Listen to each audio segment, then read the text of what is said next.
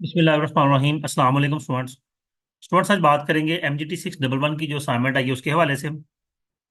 इस असाइनमेंट के अंदर उसने चार सिनेरियोज दिए हैं और मैंने चारों का सोल्यूशन आपके सामने ओपन करके रखा हुआ है। ठीक है, इसको थोड़ा सा चलें वो भी देख लेंगे। असाइनमेंट में पहला जो पॉइंट है उसमें उसने कहा है कि जो चोरों के ग्रोह ने एक बड़ी एक्सपेंसिव पेंटिंग चोरी कर ली और वो उसे एक बड़े अमीर आदमी को बेच दिया। बेचने के बाद जो पैसे मिले उन्हें आपस में तकसीम किए तो उनमें से एक चोर को पैसे प्रॉपर नहीं मिले। तो जो डिसाइड हुआ था उसके मुताबिक उसको अमाउंट नहीं मिली। तो अब जो क्या उसको कोई रेमेडी मिल सकती है? तो सीधी सी बात है, ये तो एक इलीगल कॉन्ट्रैक्ट है कि उन्होंने क्या किया कि पेंडिंग चोरी की है और जो पैसे उसके हैं जो भी मामला है वो सारे का सारा चोरी का है। तो अल्टीमेटली वो जो पैसे उसको कोई रेमेडी नहीं मिलेगी और उसके जो मामला है वो इलीगल है, स्टोलन प्रॉपर्टी है। तो कोई रेमेडी उसके लिए नहीं है। दूसरा है जी ताहा। सोल्यूशन सामने लिखा हुआ है, इसको पढ़ लीजिएगा। Taha store cash and some merchandise items of ABC store.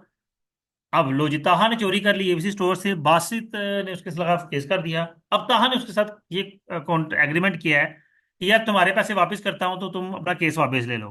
तो अब ये एग्रीमेंट भी इन्फोर्सेबल नहीं है। क्यों? क्योंकि उसने चोरी की थी। अगर वो अदालत में इस एग्रीमेंट के इन्फोर्सेबल के लिए जाता है कि मैंने पैसे चीजें वापस भी कर दी हैं, फिर भी वो केस वापस नहीं ले रहा, तो फिर भी उसे सजा हो जाएगी। क्यों? क्योंकि उसने गलत काम किया, इलीगल काम किया और उसके वो लॉ की पकड़ में आता है। ठीक है। तो उसका जो प्रॉमिस है, जो कॉन्ट्रैक्ट है, वो उसने क्रिमिनल एक्टिविटी की थी, तो वो एनफोर्सेबल नहीं है। Yusuf promises Ibrahim to paint his horse after 1 month at an agreed payment of 50,000।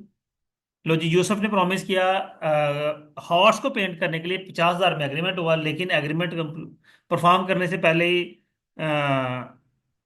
Yusuf की डेथ हो गई। तो अब ये कॉन्ट्रैक्ट लीगली इन्फोर्सेबल है कि नहीं? तो ये इन्फोर्सेबल नहीं रहा, ये टर्मिनेट हो गया जैसे उसकी डेथ हुई। क्यों? क्योंकि वो उसकी स्किल थी, उसने अपने हाथों से पेंट करना था, उसकी स्किल थी। उसका कोई लीगल हेयर उसके लिए बॉन्ड नहीं है। आप बिजनेस में हाँ, अगर पैसे लिए होते तो पैसे का लेन देन का बॉन्डिंग हो सकती थी, काम करने की बॉन्डिंग नहीं है।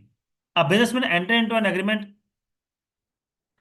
to contact a service provider which states that service provider must complete the specific work within an unrealistic time frame such as 24 hours even though the scope of work is at least a week। लो जी, ये भी unrealistic time frame है। तो ये जो contract है ये भी enforceable नहीं है, क्योंकि टाइम फ्रेम सूटेबल होता तो कॉन्ट्रैक्ट एनफोर्सेबल होता।